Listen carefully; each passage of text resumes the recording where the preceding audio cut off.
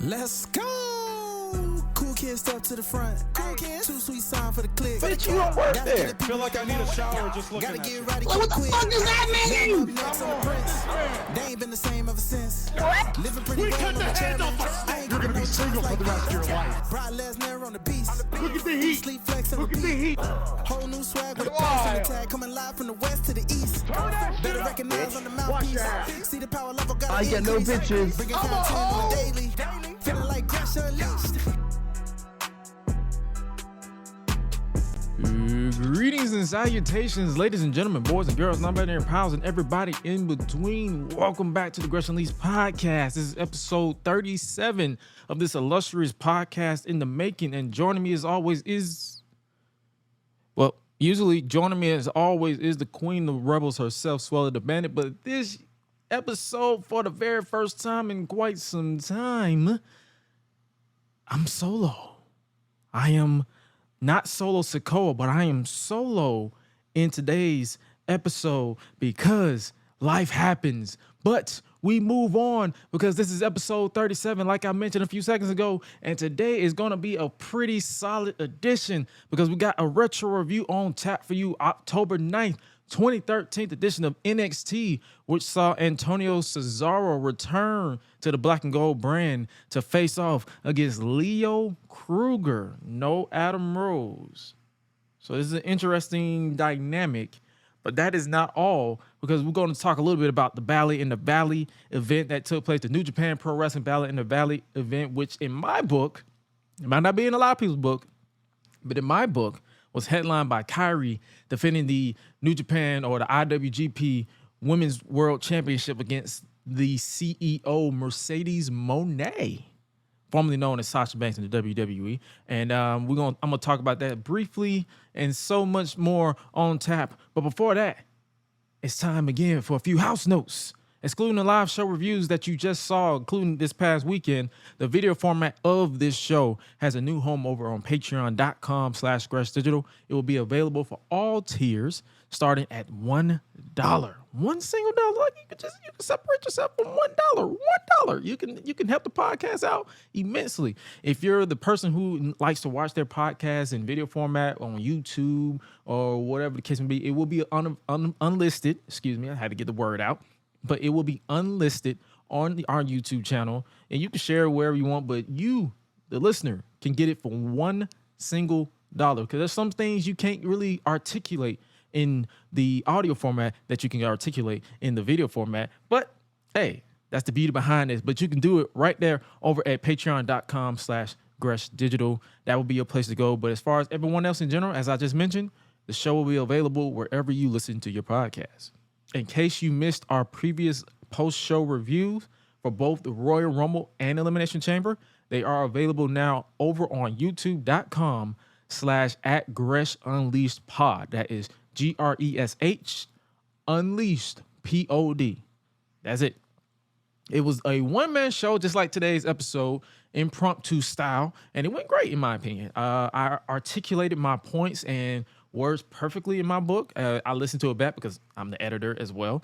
And who knows, if Swella isn't available just like today or in the future, we might do a one-man show. And all you got to do is tap in, scan that QR code that you see over on the video format, over on YouTube, Twitch for the time that is available, on Twitter. Scan that QR code, subscribe, and put the turn of notifications on, and hey, we'll go live. And who knows? Might add some more stuff to this podcast, not this current season. But this is season 2. This is episode 37. And let's get right to the business. All right, I'm going to talk a little bit about Battle in the Valley from 2023. It was presented by New Japan Pro Wrestling Live in San Diego, I believe. Or no, San Jose, excuse me. San Jose, California. It was, in my book, like I mentioned, it was headlined by Kairi defending her IWGP Women's Championship against the CEO of New Japan and Stardom, Mercedes Mone. And I'm gonna be honest with you, in my humble opinion, it delivered in my book immensely. Even though it started at like 1:40, 1:50 a.m. The show had technical difficulties because it happened the same night as Elimination Chamber. I was doing my post show, and I had it on in the background while doing the post show. So I believe the match that came on before this was the Eddie Kingston versus Jay White match that saw Jay White lose. So I still haven't watched the entire show back. I might do that right after today's episode, and I'm actually put that on while I'm editing other stuff. But man, I have to be honest with you. That match itself delivered, in my humble opinion. For someone who has been out of the ring since May of last year, that being Sasha Banks, Mercedes Mone, wow, that's all I can say. You can't really articulate into words what she did, what they did out there. Like, and all hats off and kudos to Kairi as well, because she showed up and showed out herself. I miss seeing her in WWE. I understand why she left the WWE, but I believe this is the second time I've seen her since she left WWE. I don't really follow Stardom. I should at some point, but for now, I don't really follow Stardom. So seeing her like compete the way that she was, it was awesome. It was awesome. I enjoyed it for what it was, and hopefully I get to see her, or I can remember to see her, because there's so much good wrestling out here nowadays that it's kind of hard to keep up with, because I want to watch MLW, but I don't have Reels, YouTube TV, make that happen. So it's like, it's so much to keep up with, but so far so good. They knocked this out of the park. Shout out to Mercedes for her entrance being a tribute to the late great Hana Kimura, who passed away in 2020. It was a sight to see. Like, I enjoyed it. The match itself, like I said, it was so much stuff where you really remember. Mercedes was there to remind you, WWE, no WWE. She is one of the best wrestlers, women's wrestlers in the world. Or you can just drop the women's part and say she's one of the best wrestlers in the world. And I can tip my hat to that, and I can bet my whole house on that. She's one of the best women's wrestlers in the world. This isn't me being my goofy ass self on Twitter. This is me being honest and truthful. That's just how I feel. So this match itself, I tell people, I literally don't recommend a lot of matches, but every time someone asks me what good women's match that they should watch, I'd recommend this match. I've been recommending this match all week, and it's honestly a pretty good match.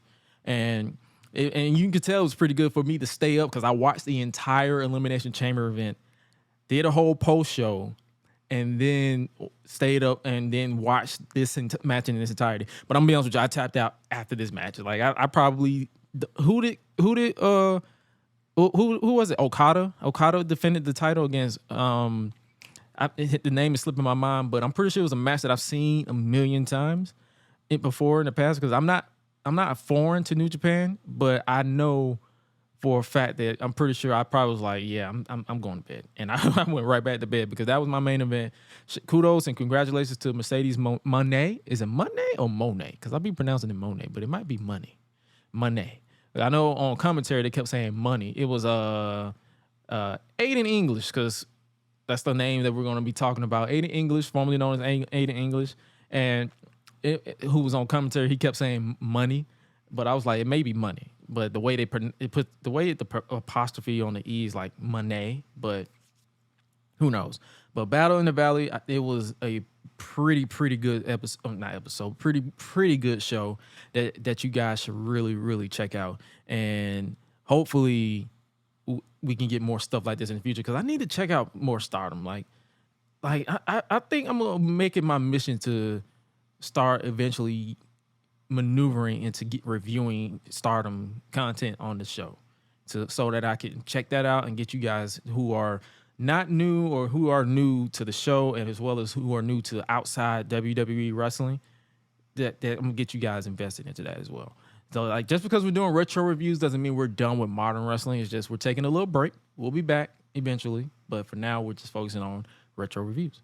And speaking of retro reviews, all right, now it's time for us to take a trip down memory lane again, hop into the time machine. October 9th, 2013, Antonio Cesaro, he still has his first name at this time, faces off against the one and only Leo Kruger on this edition of the Black and Gold NXT. And I must say, in brief retrospect, this was pretty much, in my opinion, a slight downgrade from the match that we or the show that we covered last week, which was headlined by the best 2 out of 3 falls between Sami Zayn and Antonio Cesaro. So this one wasn't really, I mean, it was more so showcases, and it felt more like what the fuck, because you'll see what I mean by what the fuck pretty shortly. But it was more so like, it wasn't a bad show, but it wasn't brilliant if that makes sense. It was basically a developmental show. Like, everybody, you could tell people were still learning the ropes and learning the WWE styles with promos and stuff. Like, it was a few awkward moments that we'll talk about that I kind of let slide, because I'm like, they eventually caught on and actually got into it. But this was a pretty standard episode of NXT. And speaking of standard, we opened a show the standard way with a hype promo for Rob Van Dam, who will make an appearance on this episode. And it caught me off guard because when I saw the credit, I was like, oh, Antonio Cesaro versus Leo Kruger. I thought that was the main event. But then when I saw that, I was like, did I click on an ECW episode? Like, what is going on? It's going to be Rob Van Dam versus Aiden English in the main event. The artiste Aiden English. Let me correct myself on that one. We didn't get the cold open to the show, and the opening intro song was a bop. Like, dun, dun, dun, dun, dun, dun, dun, dun, dun, dun, dun, dun, dun,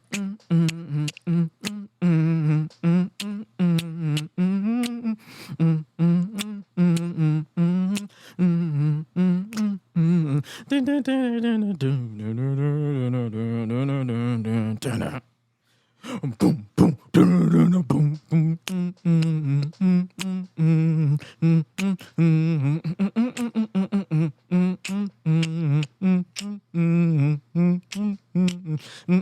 as you can see, I am high.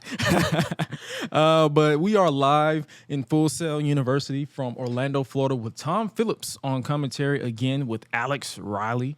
We kick off the show with Leo Kruger, the match that I thought was the main event. We kick off the show with the actual hyped show or match from the description from Peacock, the cock. We kick off with Leo Kruger, and he had a bark with the crowd, or a bark. So what was his gimmick again? I need a brief summary of Leo Kruger's gimmick. So right here on the podcast, I'm finna do my research. What was Leo Kruger's gimmick? Okay, someone put Leo Kruger's. Oh, Leo Kruger, because according to the Sportster.com, it was listed under NXT failed gimmicks should have worked. They put this for Leo Kruger. Leo Kruger is the highest profile failed gimmick in NXT because he was a top heel in the promotion, disappeared for 2 months, and reappeared as the Russell Brand-esque Adam Rose. That made it to the main roster, but Kruger was the better character, a South African mercenary. So he was a mercenary and big game hunter who decided to hunt the most dangerous game of all, WWE developmental wrestlers. That's not really scary, but he's the perfect wrestling heel with a great look and clear goals. The character change really cost him an obvious high profile with, they put John Cena.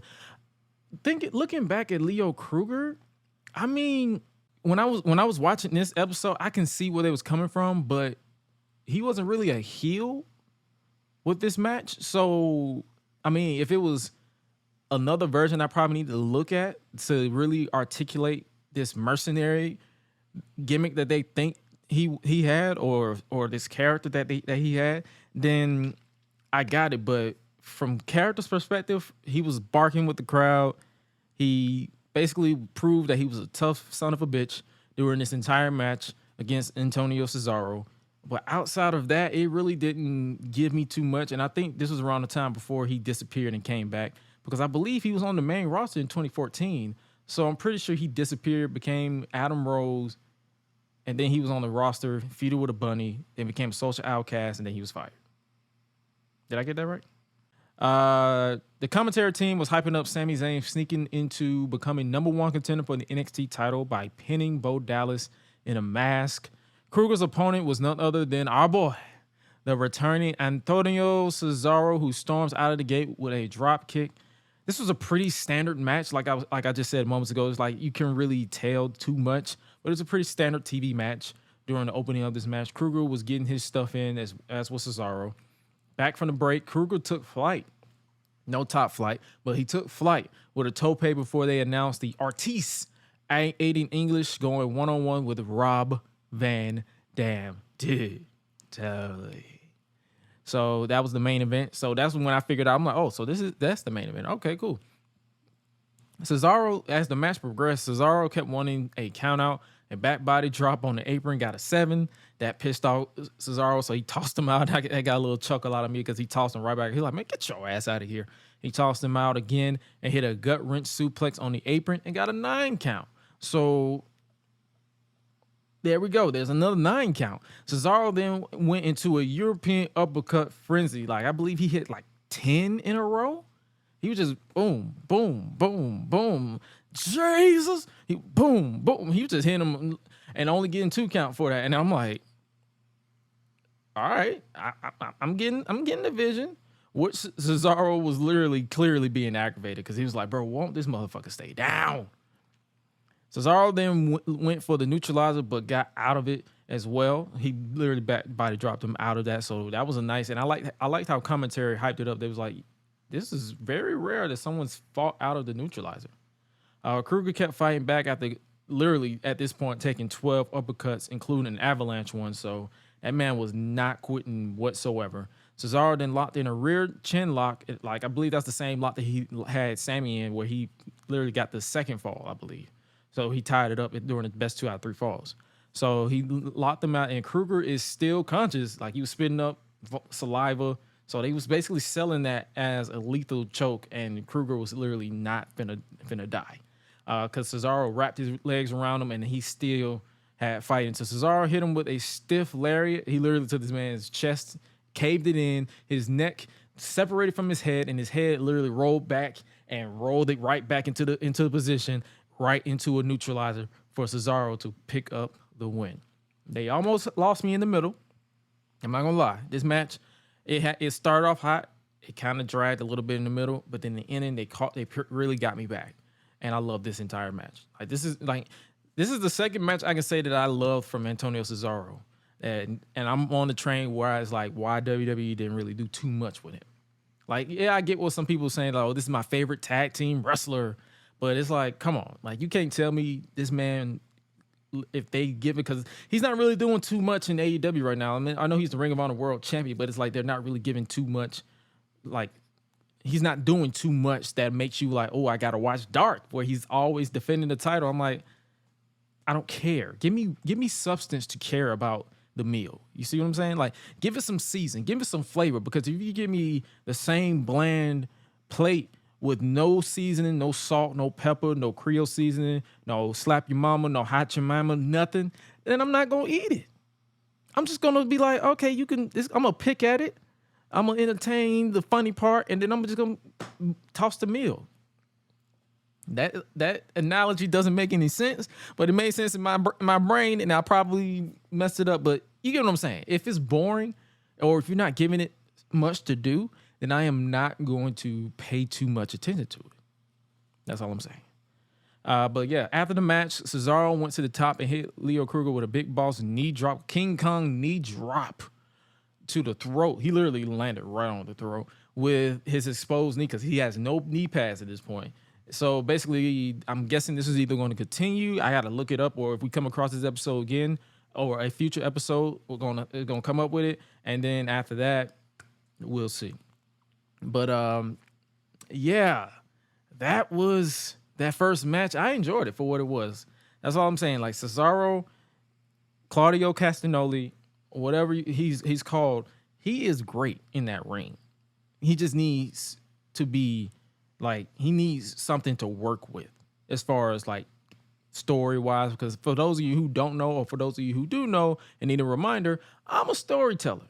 I enjoy stories. I enjoy substance with my stories. You see what I'm saying? Like, I don't need you to go from A to Z. I need you to give me to reel me in on A, keep me intrigued from B to C, DEFGHIJKLMNOP, and then once we get the QRSTUVWXYZ, I wanted to see it all the way to the end.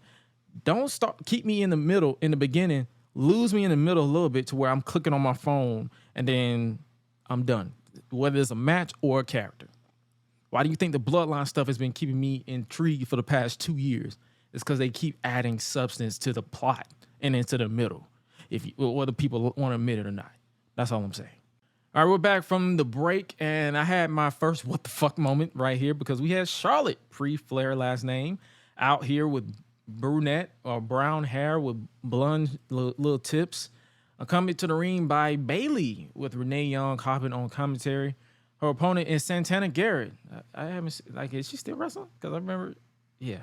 It started off as a pretty standard TV match. This was part of the time where she wanted to quote unquote separate herself from her father, even though she hit a woo right at the beginning. So I'm like, did you?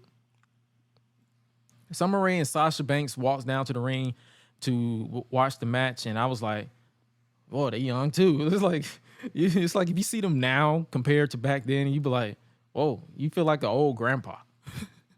Sasha and Summer were fake clapping along with the crowd, distracting Charlotte. A few moves later, and Charlotte hits the natural selection before it was called that. So they just said, "Oh, Impact," to pick up the win.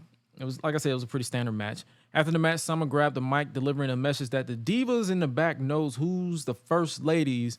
They need to know who's the first lady of NXT and the boss of NXT. This was basically a WWE 2K Universe Mode promo. That's literally it. All the way to when she dropped the mic, she literally walked over and dropped the mic like a Universe Mode promo. I'm pretty sure this is what they mimicked the promo engine THQ did for their Universe Mode stuff or their creative or video stuff, because basically the match was basically introducing, or this promo, excuse me, was basically introducing the beautiful, fierce females, the BFFs, Sasha Banks and Summer Rae, and took credit for Paige being officially out and will run NXT and all of WWE. And then I wrote down, why is that microphone so damn big? Because the microphone, she was holding it like this, but the microphone box that covers the microphone, it was like this big. And I'm like, why is, and it's like the entire time I was staring at the microphone. I'm like, why is that thing so fucking big? After the promo was done, Summer dropped it like a Universe Mode cutscene. Paige attacked both women from behind and even hit Sasha with a headbutt. Like, that shit looked like it hurt.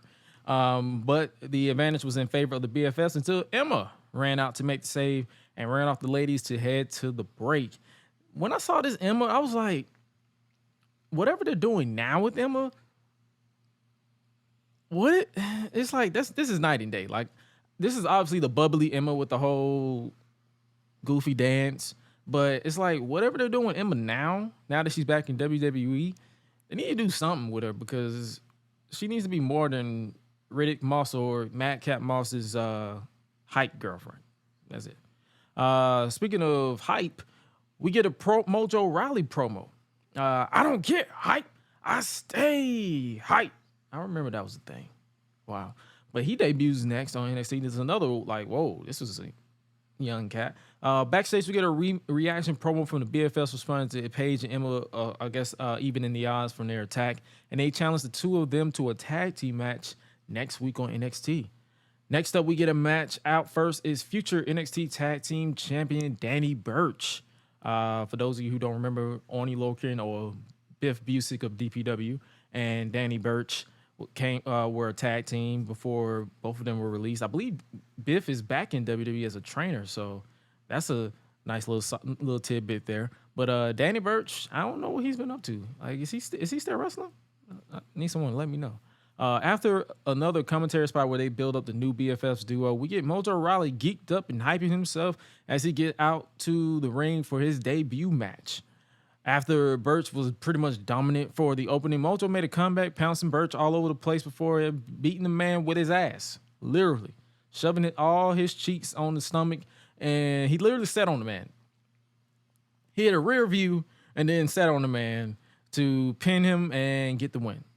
That was literally it. And he sprinted back up the what you call it, up the ramp, and like they was like, oh, he's still going. I'm like, bro, I get it, but calm the fuck down.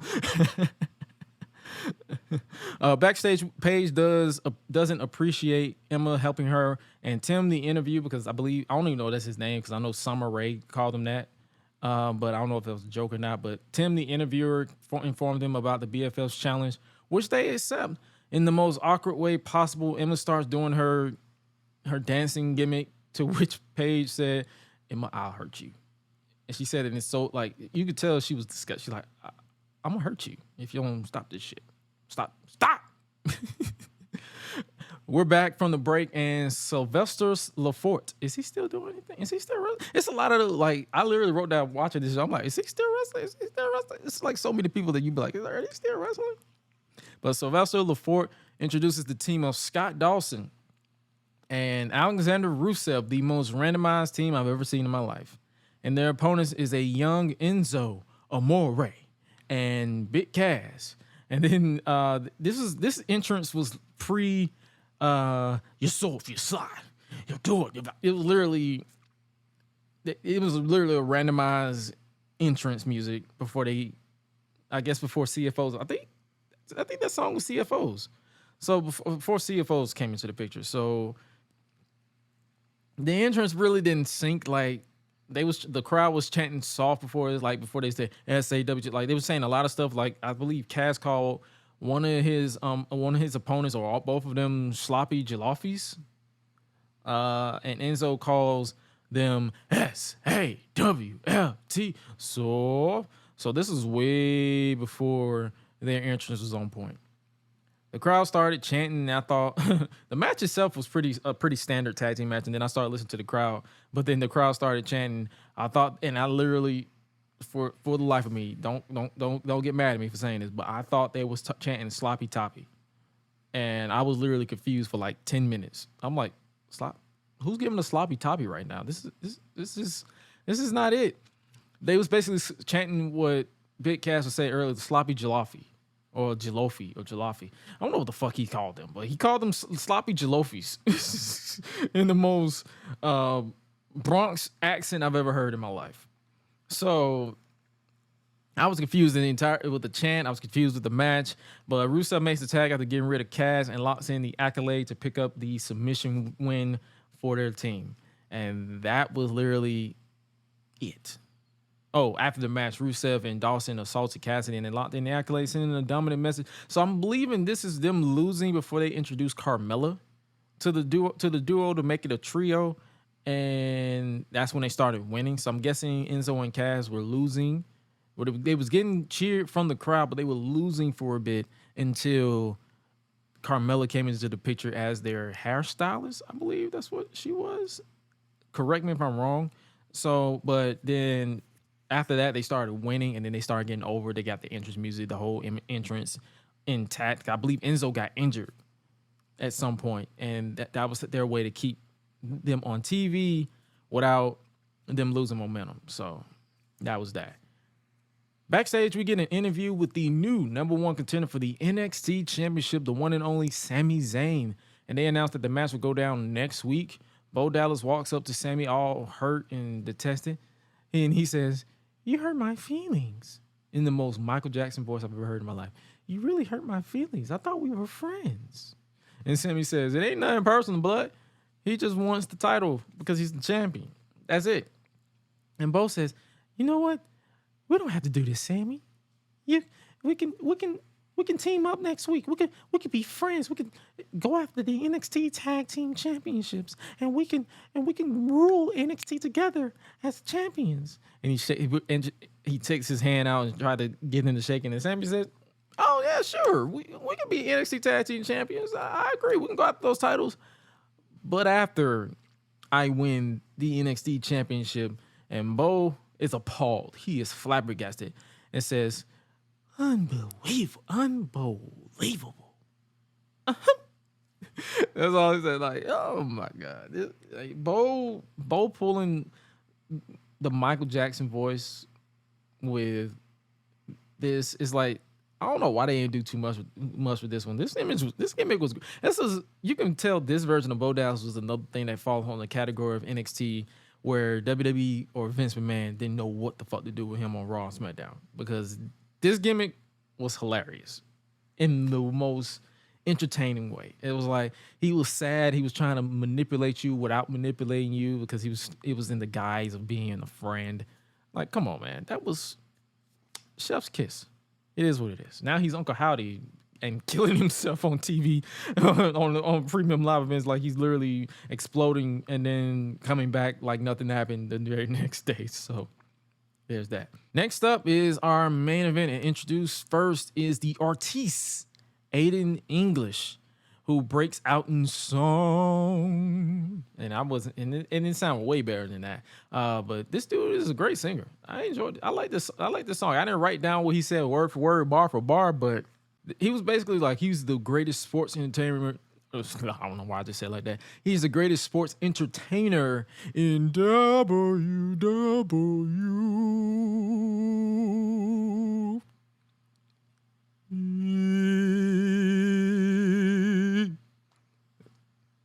He sounded better than that though.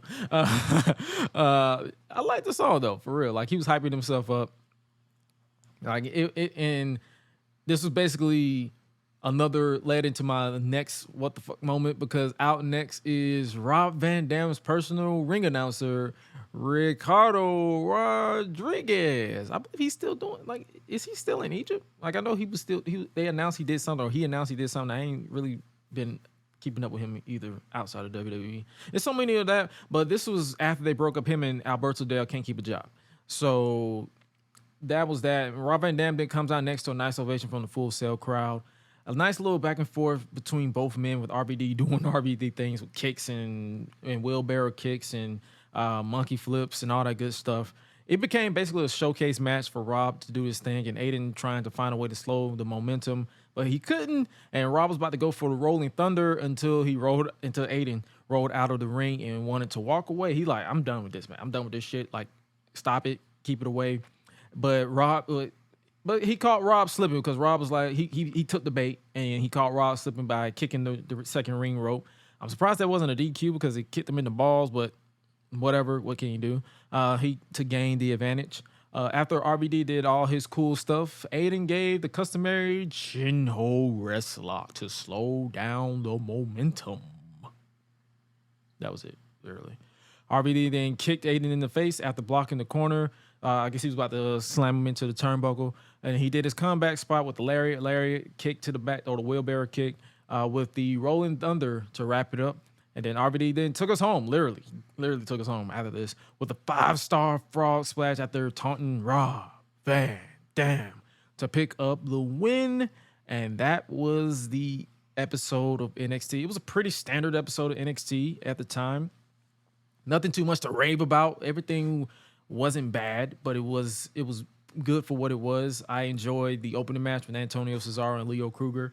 I wish they could have done some stuff with Leo. Like, now that I know his gimmick was a mercenary, there's so much stuff. Like, my brain is like, he can be a mercenary for hire for certain people. He can literally dominate, and his goal is like, okay, if you can have a arrogant or a cocky heel trying to find a way to stop the babyface, and he'd be like, and he does it. Like, he literally is hired as a mercenary. He takes out the babyface, and his reward is, he's like, I want the championship. And he gets a championship match, and then he eventually wins it. And it comes into a fun little thing where you can take the character and really so much so take it, and like the scenery, you can take them out to a jungle or something. Like, you can literally turn it into a fun little time to tell stories for the babyface to try to get revenge on him. He can target the family. Like, it's so much stuff that they could have done with him, but obviously he went the Adam Rose route. The oh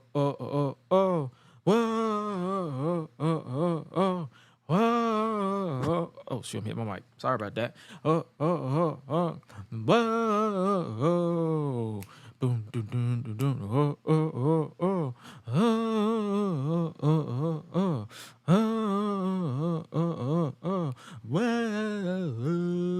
What you say?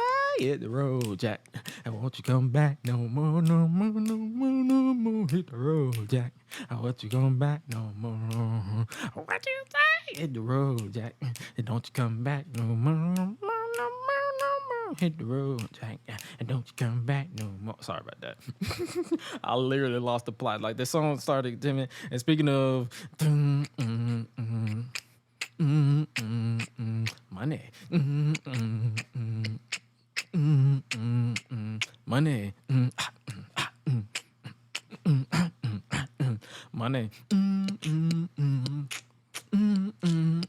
money, money. That was the episode of NXT. Hopefully you enjoyed it just like I did. But that is our show. Hopefully you guys enjoyed today's episode of the Gresh Leagues podcast. Make sure you guys check out the Patreon. Make sure you guys check out the merch. You can see if you're watching the video format, I finally got the hoodie for the Eat, Sleep, Flex, and Repeat, as well as the black one right back there over my right shoulder. Hopefully you guys enjoyed today's episode. It was just a solo episode today, but hopefully I entertained you for the brief time that we are here. It's not too long, but not too short at the same time, because we had a lot of fun. Hopefully you guys have a lot of fun and watching this and letting people know that watch the Gresh Leagues podcast and watch Gresh itself, because there's so much content that I'm bringing back to the main channel, the YouTube channel over on youtube.com/Gresh Digital Media or youtube.com/@itsgresh. I brought back the What If series where I basically gave my own customized spin on certain stories. I have a new one dropping today. It should be out already. If you haven't already, make sure you head over to YouTube and give it a like, give it a subscribe, hit the bell and all that good stuff.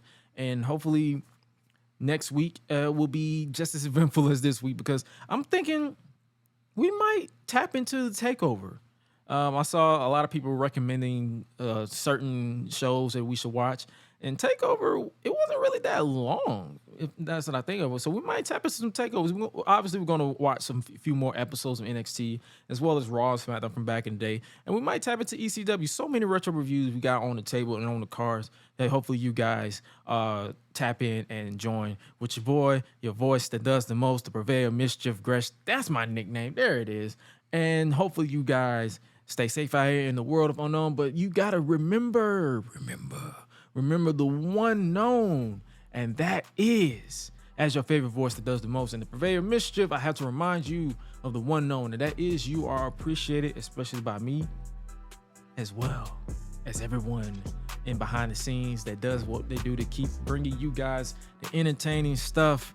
And with that being said, you guys stay safe out here in these streets. And remember, let me read the slogan, the shirt that you can copy it at Spring. It's on YouTube. You can click on it. I'm getting my hoodie off. But remember to always eat, sleep, flex, and repeat. I'm out. Be breezy.